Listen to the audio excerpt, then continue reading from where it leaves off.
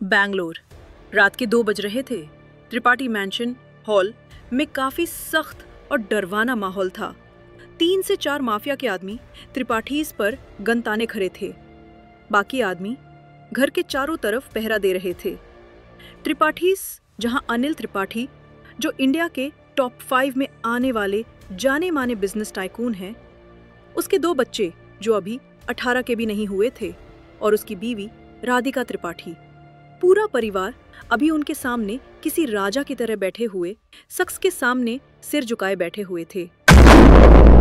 सबसे आगे उस शख्स के सामने था और उसके पीछे उसकी फैमिली घुटनों पर बैठे सिर झुकाए बैठे हुए थे।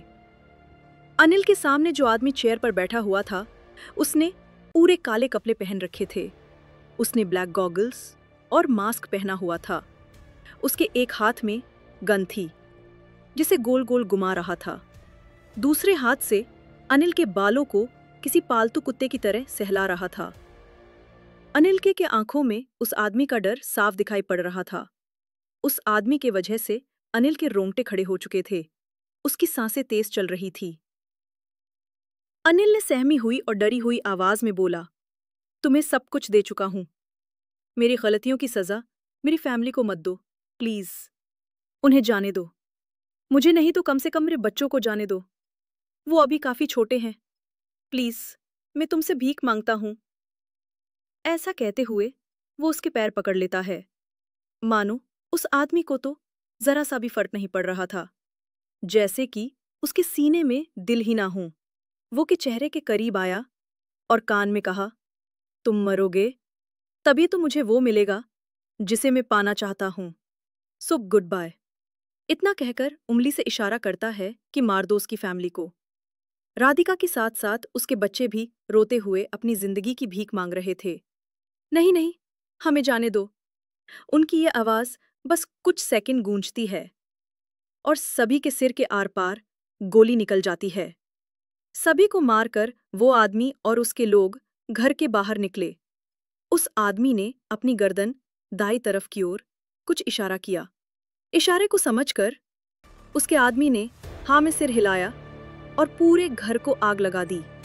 फिर वो सभी अपनी कार में बैठकर चले गए। किसी ने भी ये हादसा होते हुए नहीं देखा था। सन लॉ फर्म। सन लॉ फर्म जो काफी छोटी फर्म थी। डायरेक्टर की ऑफिस में अभी काफी सीरियस माहौल था। वहां एक लड़की बड़े आराम से सिर उठाए सामने बैठे डायरेक्टर को देख रही थी। उसके दोनों हाथ फोल्ड किए हुए थे। सामने वाला उसे कड़ी खुरी सुना रहा था, लेकिन इस लड़की को कोई फर्क ही नहीं पड़ रहा था। डायरेक्टर की आंखों में गुस्सा साफ दिखाई पड़ रहा था। उसकी तरफ उंगली करते हुए कहा, तुम्हारी वजह से आज हमारे सबसे बड़े क्लाइंट की इतनी बुरी हालत हुई है। तुम एक लॉयर हो कि फिर कहीं की गुंडी? वो हमारे सोने के अंडे देने वाली मुर्गी थी। तुम्हारे वजह से आज हमने इतना बड़ा क्लाइंट खो दिया। अगर अब तुम्हें यहाँ काम करना है तो उनसे जाके माफी मांगो या तो रिजाइन दे दो। उस लड़की ने वहां से पेन पेपर उठाया और स्टाइल में पेन को गोल घुमाए अपना रिजाइन लेटर लिखने लगी। लिखते लिखते कहा, उस कमीने से माफी मांगे मेरी जूती। माफी किस बात की मांगू? क्योंकि मैं सही हूं इसलिए। भाड़ में जाओ तुम और तुम्हारी ये घटिया फर्म। और अगर किसी दिन वो तुम्हारा मुर्गा मुझे दिख गया ना तो सीधे 4 कंधों पे जाएगा। जोर से पेन रख उसने सख्त नजर से डायरेक्टर को देखा और वहां से जाने लगी। डायरेक्टर को उसकी बातें सुन गुस्सा आने लगा। उसने चिल्लाते हुए कहा, तुम्हारे ऐसे ही तेवर रहे तो कोई तुम्हें जॉब नहीं देगा। वो लड़की बस तिरछी स्माइल देते हुए जा रही थी। उसे देख ऐसा लग रहा था मानो वो अब आजाद हो चुकी हूँ। चलिए आपको मिलवा देती हूँ इस कहानी की मैं हीरोइन से। तो ये है वामिका मल्होत्रा, जो एक क्रिमिनल लॉयर है, कानून से प्यार और बहुत ईमानदार भी। अब बात करें इनके लुक्स की, तो कंधे तक के काले सिल्की बाल, आंखें हिरन जैसी बड़ी और भरावदार, गोरा बदन, पतली कमर, लंबी हाइट। वो बाहर निकलकर किसी को कॉन्फ्रेंस कॉल करने लगी। रिंग जा रही थी। अब सामने 2 लड़कियां थी जिसे वामिका ने फोन मिलाया था। चलिए बात करते हैं दूसरी लड़की की, जो है हमारी इस कहानी की दूसरी हीरोइन। इसका नाम है यामिनी मल्होत्रा। ये पूरे स्टेट की नंबर 1 कार्डियोलॉजिस्ट। बात करें इनके लुक्स की तो ये भी बड़ी ही कयामत है। कंधे तक के थोड़े से कर्ली बाल, गोरा रंग, पतली कमर, वामिका से थोड़ी ही छोटी हाइट, आंखें थोड़ी छोटी, लेकिन ऐसी कि हर कोई उसमें डूब जाए। वो अभी किसी की सर्जरी कर रही थी, तो वो तो फोन उठाने से रही। बात करें हमारी तीसरी हीरोइन की, तो उसका नाम है सानिया मल्होत्रा। ये मोहतरमा भी दिखने में किसी से कम नहीं है। उसके कंधे तक के थोड़े से कर्ली बाल हैं, आंखें बड़ी और एक घायल शेरनी जैसी, गोरा रंग, पतली कमर और हाइट बिल्कुल यामिनी जैसी। अब ये है पूरे स्टेट की number 1 news channel new truth, जहां ये काम करती है।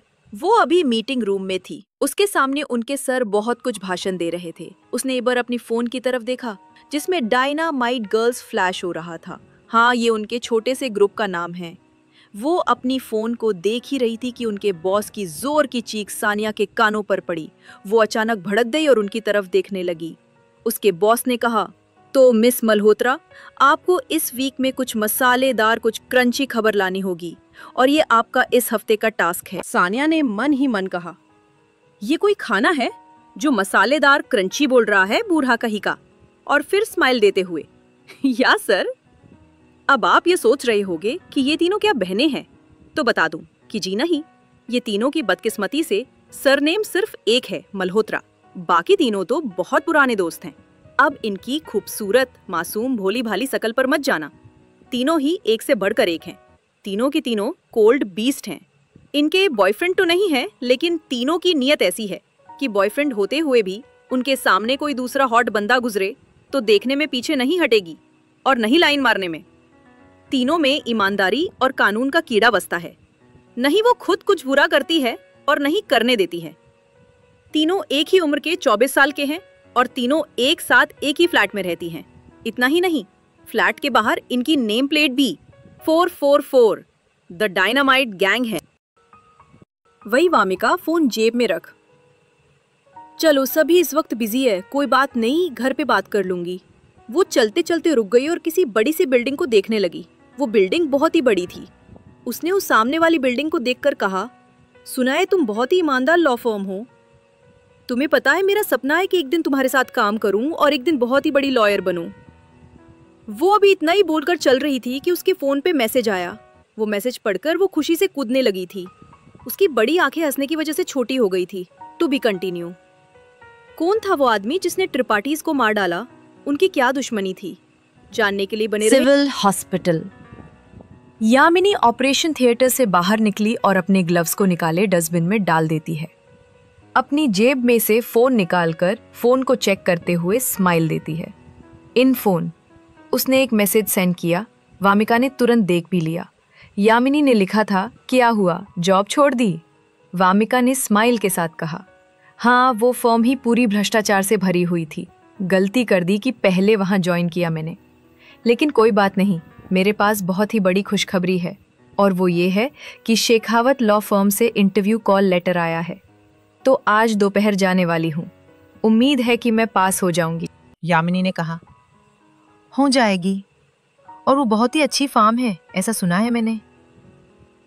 वामिका ने कहा, शेखावत लॉ फर्म में? देखते हैं कैसी है। जितना सुना है वो सच है भी या फिर अफवाहें हैं। अच्छा चल, घर पे मिलते हैं, कहते हुए वो फोन को साइलेंट मोड पे कर देती है। वहां एक नर्स आई और कहने लगी, आप थकी नहीं है, 1 घंटे बाद आपकी ये तीसरी सर्जरी है और उसके बाद आपको और भी एक करनी है। यामिनी ने लगभग चिल्ला ही दिया था, क्या? नर्स ने कहा, हाँ, वो अभी अभी प्रेसिडेंट ने कहा।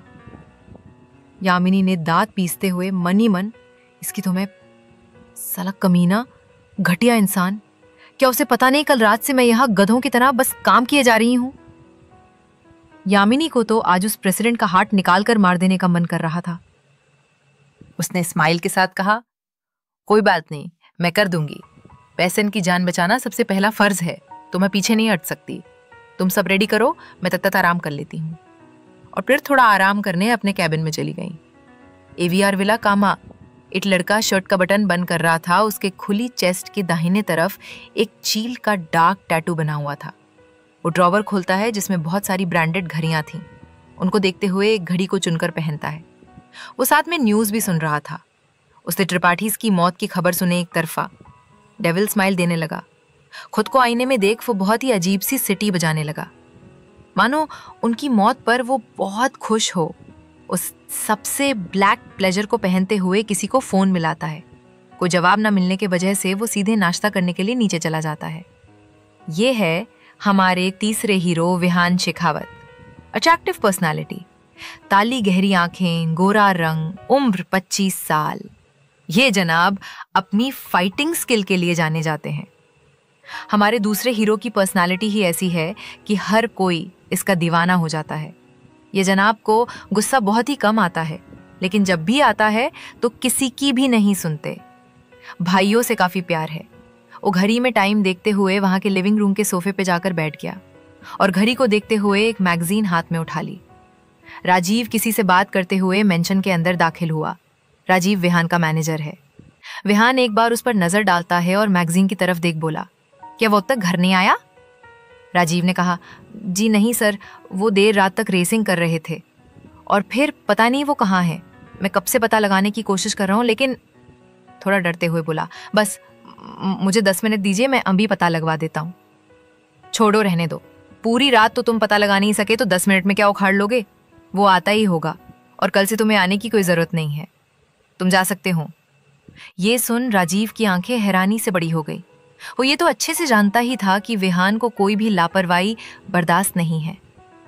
वो आगे कुछ बोलता उसके पहले वहां के गार्ड्स उसे पकड़ते हुए बाहर फेंक देते हैं। ये जिनकी बात कर रहे थे वो थे हमारे दूसरे hero Rihan Shekhawat. Attractive personality, काली गहरी आंखें, गोरा रंग, उम्र 25 साल। अपने दोनों बड़े भाई से बिल्कुल अलग व्यवहार से एकदम शांत और मस्त मौला जॉयफुल इंसान है, लेकिन उन्हें जॉयफुल इंसान समझने की जल्दी नहीं कर सकते। इनको जब गुस्सा आता है तो अपनी बड़े भाई की भी नहीं सुनते। ये शार्प शूटर, हैकिंग में एक्सपर्ट हैं। अपने दोनों भाइयों को बहुत प्यार करता है। रिहान और विहान दोनों ही जुड़वा है, दिखने में बिल्कुल ज़ेरॉक्स कॉपी हैं। इन्हें अपने बड़े भाई के अलावा और कोई भी पहचान नहीं सकता कि इन दोनों में से रिहान और विहान कौन है। विहान रिहान से 2 मिनट बड़ा है ब्रो, कहते हुए रिहान विहान की तरफ जाने लगा। विहान को देख खड़ा हुआ और कहा, तुम रेसिंग कब छोड़ने वाले हो? पता है ना, अगर भैया को पता चला तो। रिहाक्स भाई, उन्हें सब पता ही होगा। उनसे कोई चीज आज तक छुपी है जो ये बात छुपे? क्या भाई आ गए? विहान ने कहा, नहीं अभी तक नहीं आए। रिहान ने कहा, क्या भाई को कॉल किया था लेकिन कोई जवाब नहीं दे रहे। रिहान ने फोन लगाया और कहा, रिंग जा रही है। फियान ने कहा, भाई अब घर कब आ रहे हैं? फियान ने थोड़ा रुकते हुए कहा, आधे घंटे में। रिहान कुछ और बोलता उसके पहले ही फोन डिस्कनेक्ट हो जाता है। रिहान फोन की ओर देखते हुए बोला, लगता है भाई का मूड आज कुछ ठीक नहीं है।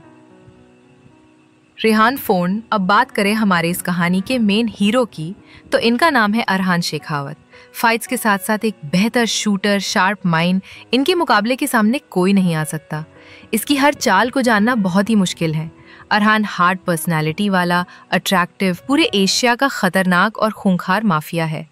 अंडरवर्ल्ड में लोग इन्हें क्रूरता और डार्क डेविल के नाम से जानते हैं। ये एक नाम लोगों के दिल में खौफ पैदा करने के लिए काफी है। उसे उलझने वाले रातों रात कहाँ गायब हो जाते हैं किसी को पता ही नहीं चलता।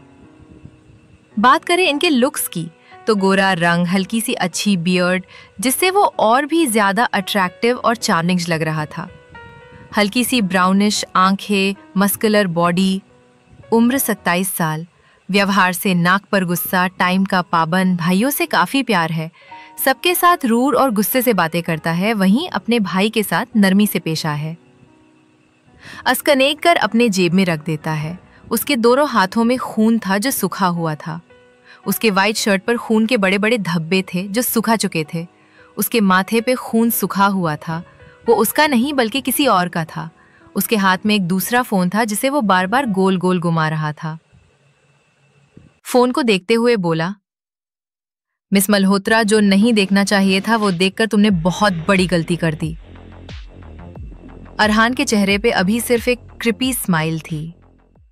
आगे क्या होगा जानने के लिए जुड़े रहिए नीराज ट्विस्ट रूम के साथ। तब तक लिए अलविदा दोस्तों, अपना ख्याल रखना।